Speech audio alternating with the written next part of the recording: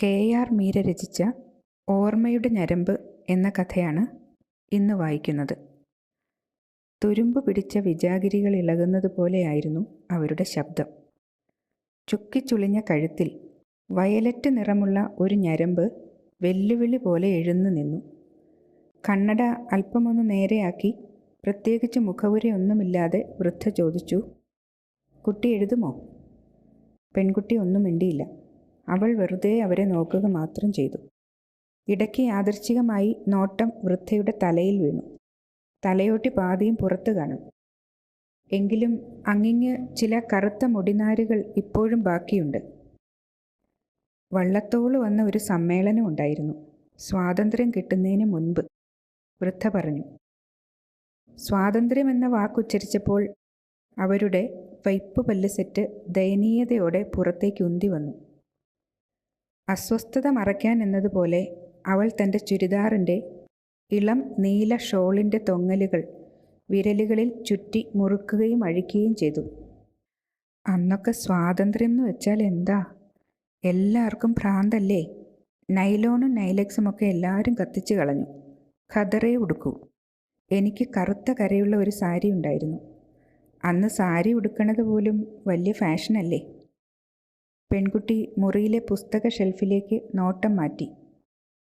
ഷെൽഫിൻ്റെ മുകൾ തട്ടിൽ പഴയ ചില ഫോട്ടോകൾ ഫ്രെയിം ചെയ്തു വച്ചിരിക്കുന്നു. ആരെയോ മാലയിട്ട് സ്വീകരിക്കുന്ന ഒരു ബ്ലാക്ക് ആൻഡ് വൈറ്റ് ചിത്രം കൂട്ടത്തിൽ മേധാവിത്വ ഭാവത്തോടെ തലയെടുത്തു നിന്നു. ബാക്കിയൊക്കെ പാറ്റ കരണ്ടതും വെള്ളമൊലിച്ച് കറ വീണതുമായ കുടുംബ ഫോട്ടോകളാണെന്ന് തോന്നി. രണ്ടാമത്തെയും മൂന്നാമത്തെയും തട്ടുകളിൽ കുറേ നോട്ട് ബുക്കുകൾ മാത്രം. പെൺകുട്ടി ഓർക്കാതെ വീണ്ടും വൃദ്ധയെ നോക്കി. വല്യമാമ പറഞ്ഞിട്ട് ഞാനൊരു കവിത എഴുതി. സമ്മേളനത്തിൽ വായിച്ചു. അൽപരാമെന്നുടെ തുച്ഛവാടികളിലും കൽപ്പനാസൂനങ്ങൾ തൻ സൗരഭ്യം. സൗരഭ്യം എന്ന പദം ഉച്ചരിച്ചപ്പോഴും വൃദ്ധയുടെ പല്ല് സെറ്റുകൾ പുറത്തേക്ക് ഉന്തി. കവിത ഈണത്തിൽ പാടാനുള്ള ശ്രമത്തിൽ അവരുടെ ഇടറിയ ഒച്ച വല്ലാതെ നേർത്ത് തൊണ്ടയിൽ ആരോ പിടിച്ചു മുറുക്കിയതുപോലെ ഒരു ഞരക്കമായി തീർന്നു. മഹാകവി. വൃദ്ധ വള്ളത്തോളിനെ മുന്നിൽ കാണുന്നത് പോലെ ഭയഭക്തി ബഹുമാനങ്ങളോടെ കരം കൂപ്പി. അദ്ദേഹം എന്നെ അടുത്ത് വിളിച്ച് 2 കൈയും ഈ തലയിൽ വെച്ച് അനുഗ്രഹിച്ചു. സരസ്വതി, സാക്ഷാൽ സരസ്വതി തന്നെ. വൃദ്ധ വള്ളത്തോളിൻ്റെ കരങ്ങൾ പതിഞ്ഞ് സ്വന്തം തലയിൽ അരുമയായി തഴുകി. നരച്ച മുടികൾക്ക് താഴെ വേറെയും കറുത്ത മുടിയിഴകൾ ഒളിച്ചിരിപ്പുണ്ടെന്ന് പെൺകുട്ടി ഈർഷ്യയോടെ കണ്ടെത്തി. എപ്പോഴോ കത്തിത്തീർന്ന ഒരു ചന്ദനത്തിരിയുടെ ഗന്ധമുണ്ടായിരുന്നു മുറിയിൽ. ജനാലയിലൂടെ ഒരു ചുടുകാറ്റ് പ്രാന്തെടുത്ത് കടന്നു വന്ന് മുറിയിൽ കോലാഹലമുയർത്തി. മങ്ങിയ വിരിയിട്ട മേശമേലിരുന്ന ചെറിയ സ്റ്റീൽ ഫ്ലാസ്ക് ചെറുതായി വിറച്ചു.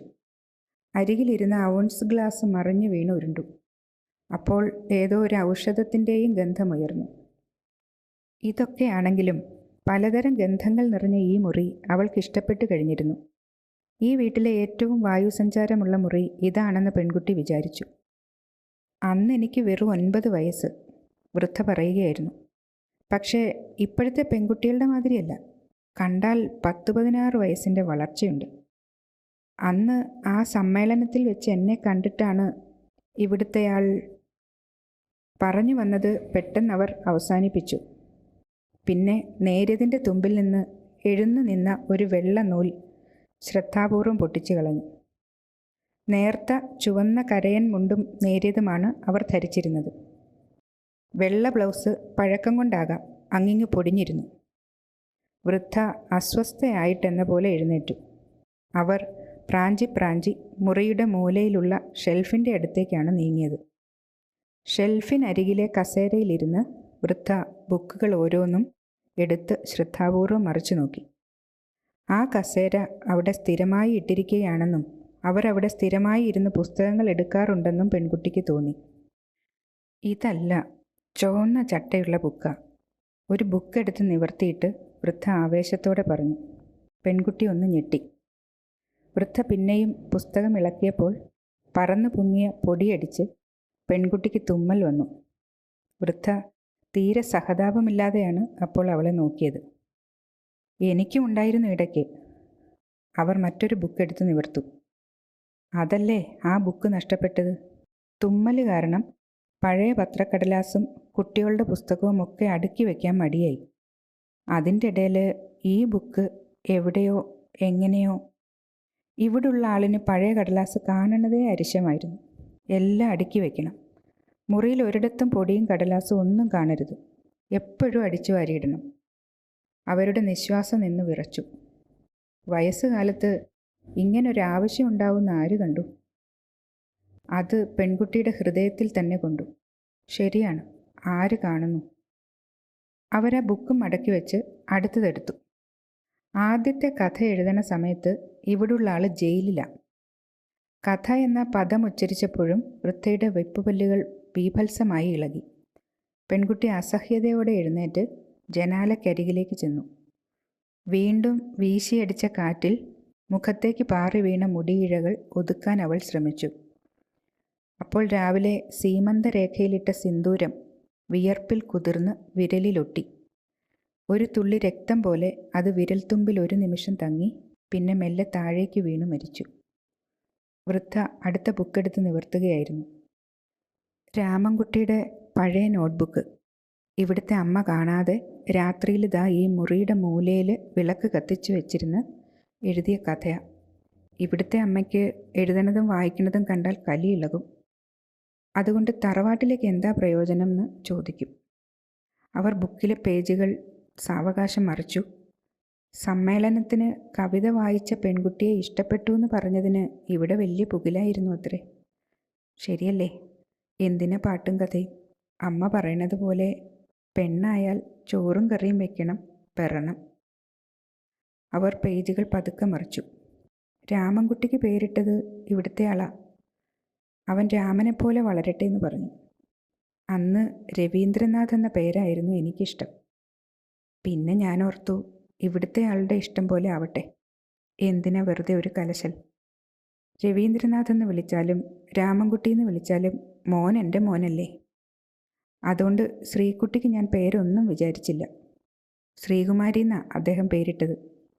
രാമൻകുട്ടിയോട് ഞാൻ പറഞ്ഞിരുന്നു, നിനക്ക് കുട്ടികളുണ്ടാവുമ്പോൾ ആണെങ്കിൽ രവീന്ദ്രനാഥ് എന്നിടണം, പെണ്ണെങ്കിൽ മൃണാളിനിന്ന്. ടാഗോറിൻ്റെ പേരല്ലേ രവീന്ദ്രനാഥ്? ടാഗോറിൻ്റെ ഭാര്യയുടെ പേരാണ് മൃണാളിനി. മൃണാളിനി എന്ന പേര് ഉച്ചരിക്കാൻ നേരമായപ്പോൾ പെൺകുട്ടി വേഗം പുറത്തേക്ക് നോക്കി. എങ്കിലും പെൺകുട്ടിക്ക് വൃദ്ധയോടൊരടുപ്പം തോന്നിത്തുടങ്ങിയിരുന്നു.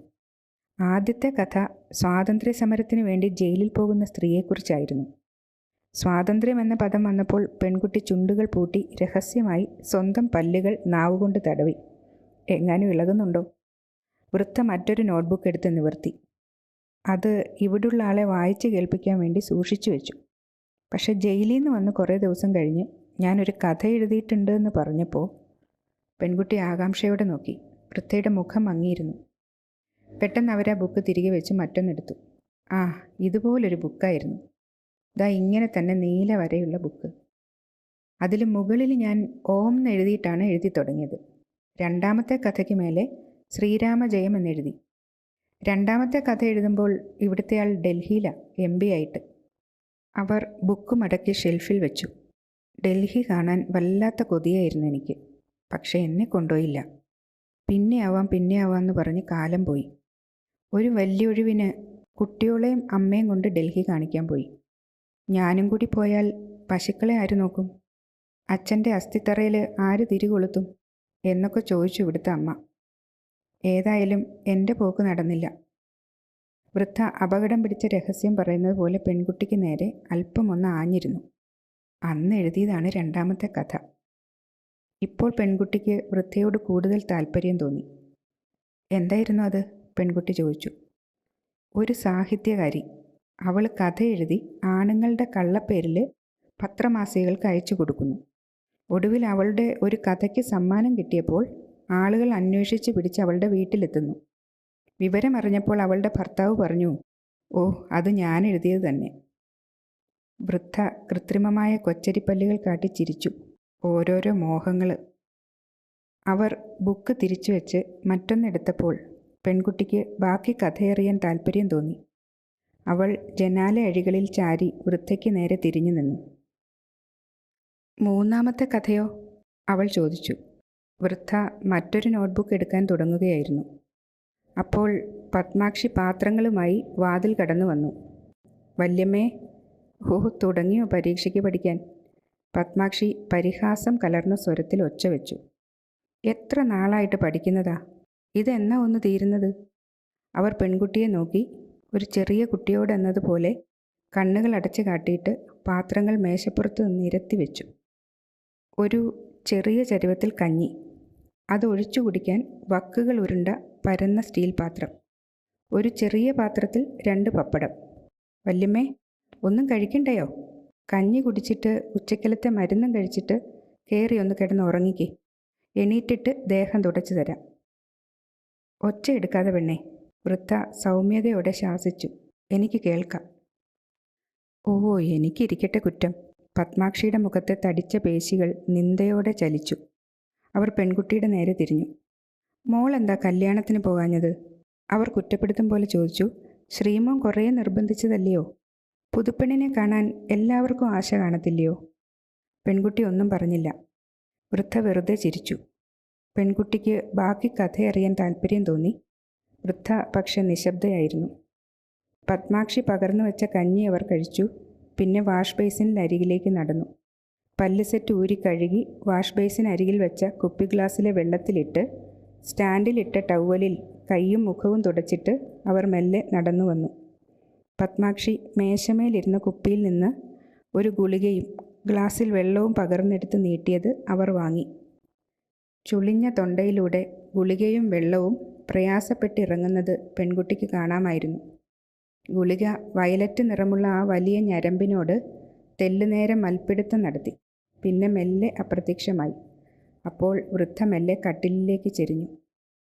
കഥയുടെ ബാക്കിയറിയാൻ പെൺകുട്ടിക്ക് ആകാംക്ഷ വർദ്ധിക്കുകയായിരുന്നു. പുള്ളിക്കാരിയുടെ പഴയൊരു ബുക്കുണ്ടായിരുന്നു. ഓർമ്മ പോയ പിന്നെ അത് തപ്പി നടക്കുക, പത്മാക്ഷി രഹസ്യമായി പറഞ്ഞു. മച്ചിൻ്റെ മോളിലും നിലവറയിലുമൊക്കെ കയറി തപ്പും. ഒടുവിൽ സഹി കെട്ട് ഇവിടെ രാധേച്ചി ശ്രീമോൻ്റെയും മീനുമോളുടെയും പഴയ കുറേ ബുക്ക് എടുത്ത് വെച്ചു കൊടുത്തു. അതുകൊണ്ട് ആശ്വാസമായി. അത് ഓരോന്നും എടുത്ത് മറിച്ച് നോക്കിയിരുന്നോളും. പെൺകുട്ടി ഒന്ന് നെടുവീർപ്പിട്ടുപോയി. മോള് പോരെ, ഇനിയിപ്പോൾ വല്യമ്മ ഉറങ്ങിക്കോളും. വൈകിട്ട് 5 വരെ ഈ കിടപ്പ. അവർ പാത്രങ്ങൾ എടുത്ത് അടുക്കി പുറത്തേക്ക് പോയപ്പോൾ എന്തു ചെയ്യണമെന്നറിയാതെ പെൺകുട്ടി നിന്നു. മൂന്നാമത്തെ കഥ? പെൺകുട്ടി സ്വയം അറിയാതെ വീണ്ടും ചോദിച്ചു. വൃദ്ധ അടഞ്ഞു തുടങ്ങിയ കണ്ണുകൾ വലിച്ചു തുറന്ന് മുറിയിൽ അവളുടെ സ്ഥാനം പ്രയാസപ്പെട്ട് നിർണയിച്ചു. പിന്നെ ഒരു ക്രൂരമായ ചിരിയോടെ പറഞ്ഞു, ദുർമരണം. പെൺകുട്ടിക്ക് മനസ്സിലായില്ല. കുരുക്കിടുമ്പോൾ കഴുത്തിൽ ദാ ഈ ഞരമ്പിൽ വീഴണം. അവർ കഴുത്തിലെ വയലറ്റ് ഞരമ്പിൽ തൊട്ടു. അതാരറിഞ്ഞു? പെൺകുട്ടിക്ക് ഭയം പോലെ ഒരു വികാരം കൊണ്ട് ശരീരം കോരിത്തരിച്ചു. ഞരമ്പ് തെറ്റരുത്, അവർ കണ്ണുകൾ അടച്ചുകൊണ്ട് ഓർമ്മിപ്പിച്ചു. തെറ്റിയാൽ ഓർമ്മ പോകും. വൃദ്ധ പിന്നെ ഒന്നും പറഞ്ഞില്ല. രാത്രി ഏറെ വൈകി ശ്രീജിത്ത് തിരിച്ചെത്തുമ്പോൾ പെൺകുട്ടി കണ്ണാടിക്ക് മുന്നിൽ കഴുത്ത് നീട്ടി നിന്ന് എന്തോ പരിശോധിക്കുകയായിരുന്നു. എന്താ നോക്കുന്നത്? അർഹിക്കുന്ന ആദരം കിട്ടാത്ത യജമാനൻ്റെ ഈർഷ്യയോടെ അയാൾ ചോദിച്ചു. ഒരു ഞരമ്പ്, അവൾ വേവലാതിയോടെ പറഞ്ഞു. ഓർമ്മയുടെ ഞരമ്പ്.